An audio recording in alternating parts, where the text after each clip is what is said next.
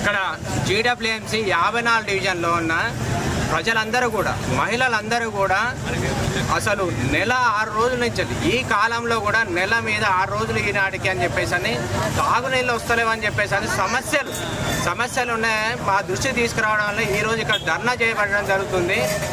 ప్రభుత్వాలు, గత ప్రభుత్వం కానీ ఈ ప్రభుత్వం కానీ వేల కోట్ల, పదుల సంఖ్యలో వేల కోట్లలో ఉన్న రూపాయలు ఖర్చు చేస్తూ కూడా ఈరోజు కూడా నీళ్ళు వస్తలేవు తాగడానికి అని అంటే ప్రభుత్వం కానీ ప్రభుత్వ యంత్రాంగం కానీ ఎంత నిద్రావస్థలో, మొత్తం నిద్రలో ఉన్నదన్నది మనందరికీ కూడా తెలుస్తూ ఉన్నది.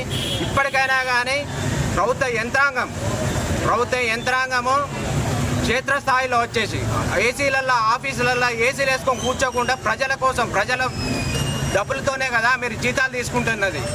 కమిషనర్ గారు కానీ నేను ఈ సమస్య ఏదైతే చెప్పినో ఇక్కడ ప్రధానంగా దోమల బెడద ఉన్నది, తాగునీళ్ళు లేవు ఈ రోజులలో అని చెప్పేసి అంటే మిషన్ భగీరథ కింద 60-70 వేల కోట్ల రూపాయలు వెచ్చించిండ్రు. ఇక్కడ జీడబ్ల్యూఎంసీ నుంచి వెళ్ళి ప్రతి సంవత్సరం శానిటేషన్ కోసం 30 కోట్ల రూపాయలు కూడా వెచ్చిస్తున్నారు.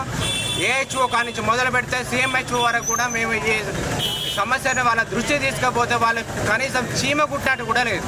అంటే ప్రభుత్వ యంత్రాంగం ఏ స్థాయిలో పనిచేస్తుందని చెప్తున్నారు. ఇప్పుడు ఉన్న మన ముఖ్యమంత్రి గారు ఇక్కడ వదిలేసి ఎక్కడో రాష్ట్రంలో మేము ఇక్కడ ఏదో ఎలుగబెడతాను అని చెప్పేసి అంటే ఫస్ట్ మీ ఇంట్లో ఎట్లున్నది, మన రాష్ట్రంలో ఏమున్నది, ఏ సమస్యలు ఉన్నాయి, అసలు ప్రభుత్వ పాలన, ప్రగతి పరిశీలన అని చెప్పేసి అని ఏదో కార్యక్రమం ముందేసుకున్నారు కానీ అసలు వీళ్ళకి ముందు చూపేలేదు. అసలు వచ్చేది తీవ్రమైన ఎండాకాలం, అసలు ముందస్తు చర్యలు దేని గురించి అయినా కానీ చేయట్లేదు.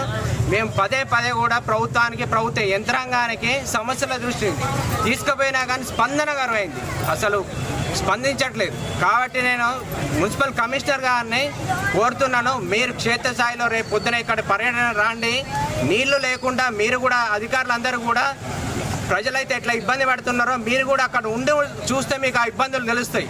సిఎంహెచ్ఓ గారిని కలిసి మాట్లాడితే, అరే ఫోన్లు చేసి మాట్లాడితే ఆయన ఏమంటారంటే నేను వచ్చినాను చేసినాను, ఇప్పుడు నిలబడితే ఇక్కడ వచ్చి ఇక్కడ పడుకోవాలి, మీరు ఇక్కడ నిలబడాలి, మీకు దోమలు కుడితే తెలుసు, మీరు మంచి హాయిగా బంగ్లాలలో ఉండుకో ఏసీలలో పని చేసుకుంటూ ఉంటా అంటే ప్రజల సమస్య, ప్రజల సొమ్ము కాదా? కమిషనర్ గారేమో 2% వడ్డీతో సహా మన ఇంటి పన్నులు వసూలు చేస్తారు. మరి నెల రోజుల నుంచి వెళ్ళి నీళ్ళు వస్తలేవు అని చెప్పేసానంటే వీళ్ళకి ఏం నష్టపరిహారం కట్టిస్తారు చెప్పాలి. వెంటనే ప్రభుత్వ యంత్రాంగము పొద్దున మున్సిపల్ కమిషనర్ గారు ఇక్కడ ఉన్న క్షేత్రస్థాయిలో పరిశీలించి సంబంధిత అధికారుల మీద చర్యలు తీసుకోవాలి. ఇక్కడున్న సిఎంహెచ్ఓ గారు ఎవరైతే ఉన్నారో ఆయన గత 10 సంవత్సరాల నుంచి చేస్తున్నారు ఇక్కడ పని. అంటే మీకు పైసలు కమిషన్లు వచ్చే కాడ, లాభం వచ్చే కాడ పనిచేస్తారు తప్ప ప్రజల సమస్యలు ఉంటే మాత్రం పట్టదా? నేను ఈ సందర్భంగా డీజీ ఏసీబీ గారికి విజ్ఞప్తి చేస్తున్నాను, ఇక్కడున్న సిఎంహెచ్ఓకు సుమోటోగా టేకప్ చేయాలి మీరు కేసు అని చెప్తున్నాను.